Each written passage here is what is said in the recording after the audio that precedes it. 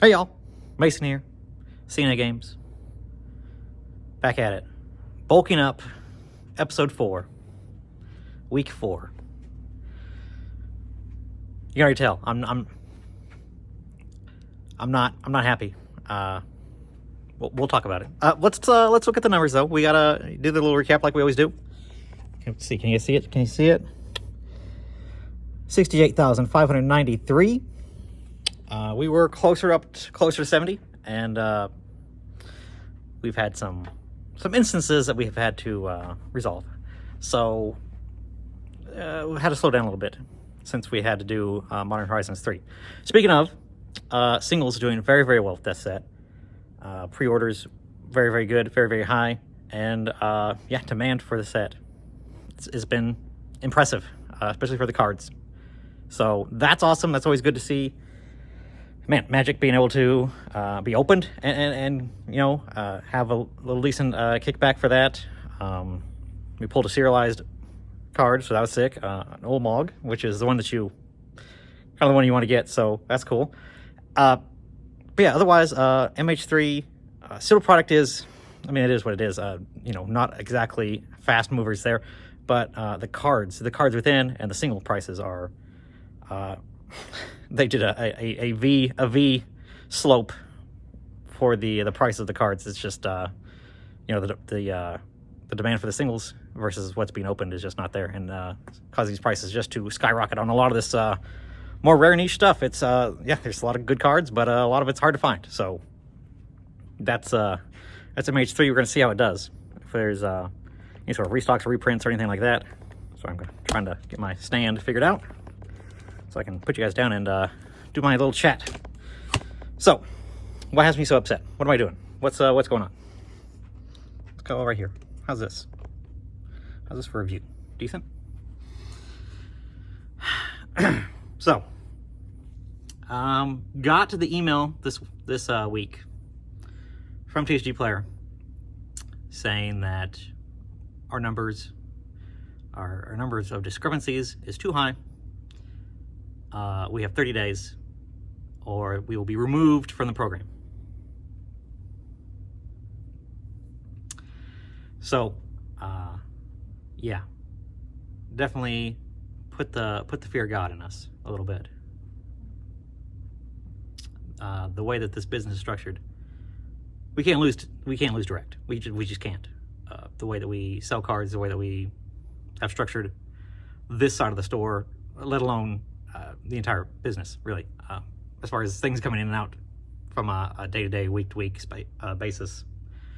Yeah, most of our stuff is online, singles-wise, and you know, we get the premium for being online and selling on direct, which has given us the ability to do awesome things, have a lot of staff on hand, and hire folks for this side, and you know, have people on staff and during the week and when things are slow, and able to do all that kind of stuff, able to put thousands of cards in inventory. But that is a myriad of issues that is got us here. Remember, we blew up the inventory, we've started back, but now we're having issues. Not so much with the missing cards is a problem that you know, as we learn where to put cards and how the system works and kind of get better with that with all the newer employees that we have, that is only going to improve. It's only going to get better as we get better and better about finding cards and then pulling cards. The issue that we really got beat up on is condition issues. Out of a 500 card RI that we sent in, 100 of them had condition discrepancies. That's an absurd amount. Comically high. Unacceptably, like beyond unacceptable, what? 6 times over? So, yeah, like, not sure what happened. Not sure. There could be a number of things going on there. I talked to Sam about it. Our growth, seller growth program mentor, helper. I don't know what they call him. Advisor. He's a growth advisor. So he's Sam's great.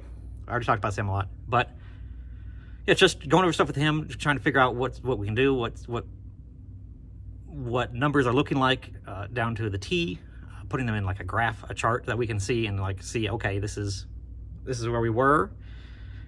This is where we've been since we've tried to ramp up the inventory and grow the inventory, and our numbers and discrepancies have gone up high because of that. So what's going on there? Could be a number of things. Could be my new guys just not being strict enough. Could be we had some sorts in the back that were sitting for a long time, ready to go through the roca, and they just never were. And then those were conditioned poorly by the people previous, or people that here on the floor just not being as strict. And then those got sent to the roca. They weren't resolved. They weren't caught. They weren't fixed when they went into the boxes. And then now we have just a bunch of boo-boo cards in incorrect conditions. Or we have maybe I think it could be a possibility that maybe a roca sort got put in the wrong condition, because there's a drop down that you change the conditions on them, and it could have been that we missed a button press and one LP sort got put in as near mint, and that's causing issues. But there's a number of things, and it's probably other than that last one, who knows, right? I'll never know, but could be just a number of all those things. So we got the email Monday. I went through and I talked to guys, and we went for an hour and a half and talked. There's a video that TCGPlayer actually has on their seller YouTube channel, and I sat my guys down and we all watched that together, stopped it and talked about it, and it's a good video. If you've ever seen the PDF for conditioning, it's basically that in a nice PowerPoint slide form, and it's really nice. Clarified some things for me. At this point, I've been going over conditioning and stuff. I've made YouTube videos about conditioning. It is very embarrassing that my store is so deficient in conditioning when people thank me for my videos about conditioning cards. That'd be really embarrassing if that was the case. So we spent some time on that, went through the video, and then I sat down and I made a sheet of just little quick tips. Do I have one over here? I should have one. Let me see if I have one handy. I do. I have this spread about the counter over here. Little quick tips about things to look out for, things to watch. It's probably reversed for you guys, sorry.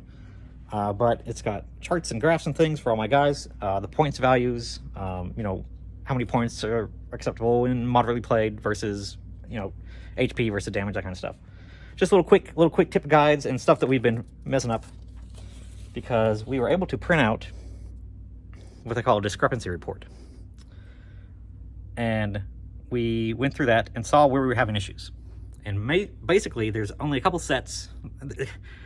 It's in bands. Like a band of near mint foils, all the way from Kamigawa back a ways to, I don't remember how far it went back. I think till, 5 or 6 sets. All of them in the block of this RI that we sent in.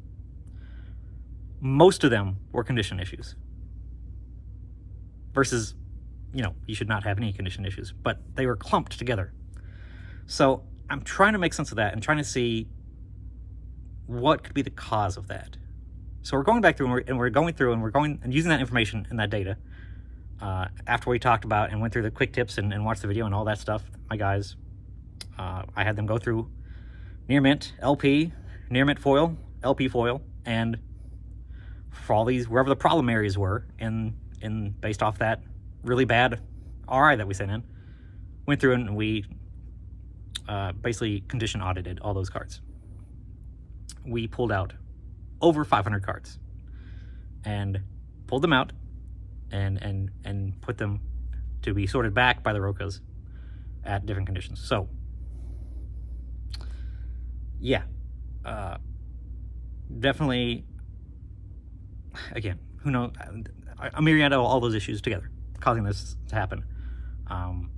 You know, racing my way, or the whole premise of this series, right, is racing to, trying to get as many cards in as fast as possible. But it doesn't matter if we are going so fast that we have all these issues and errors that, it's causing we get kicked out of the direct program. Let's not have that be a video. It would make for good content. I won't deny that. But yeah, maybe moving too fast and not being thorough enough for that stuff, and just kind of just trusting the processes that we had and the people that we had, and really came back and bit us in the butt. But went through that stuff, used the data, used the information that we had access to, and fixed, hopefully, a bulk of those issues. And talking with Sam today and sitting down with him, and I'm confident that we can get and fix these things relatively quickly, and get things back on track to where we are much improved. A 28% discrepancy rate makes my stomach just awful. Just, feels like I got punched in the stomach. Not good. So I've been stressed the past couple of days. Talking to Sam really did make me feel better, and I do think that we have the plans and have access to the information that we need to really get this figured out. So numbers may be a little bit less these next couple of weeks, just because we are really wanting to just cover our butts real good and make sure that we're doing this right, and make sure that things are put in correctly.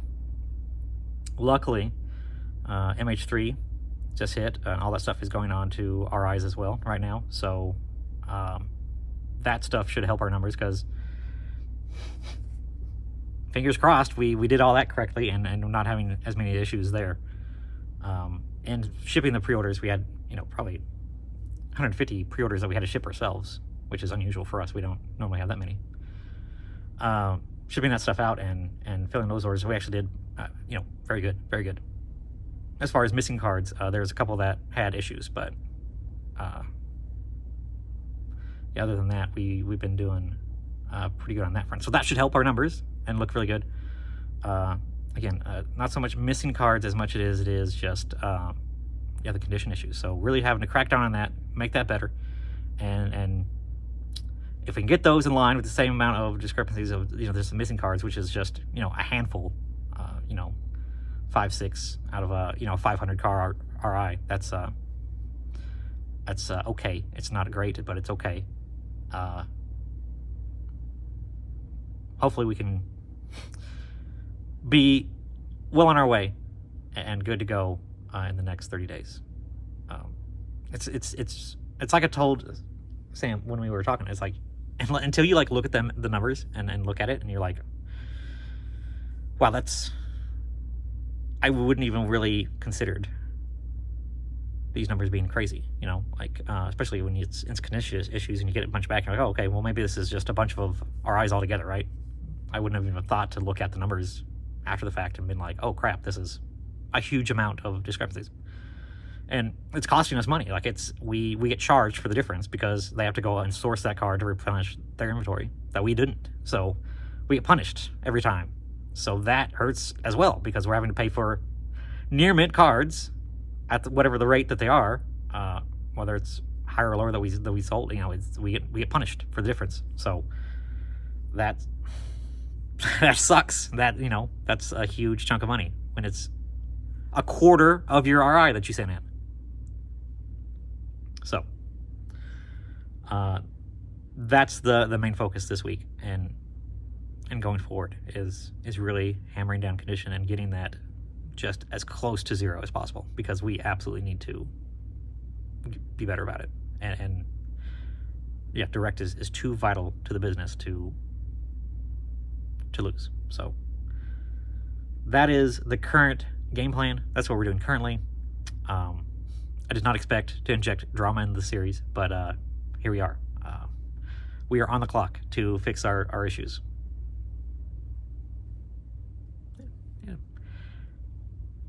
It's not going to be from lack of trying if we don't make it. Let me tell you that. It really bugs me. It really irks me in all sorts of, in every box it checks me. It checks my pride, my financially, all these issues could be causing other issues, and they're compounding on each other. So all those things, doing things correctly, doing things accurately, efficiently, timely, it's not worth it to go fast if you're not doing it right. So that's we're learning.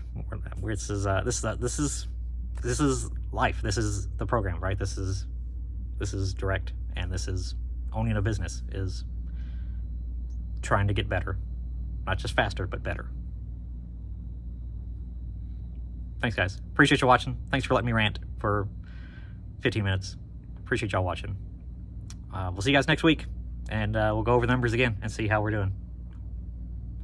We'll see you guys. Okay, bye.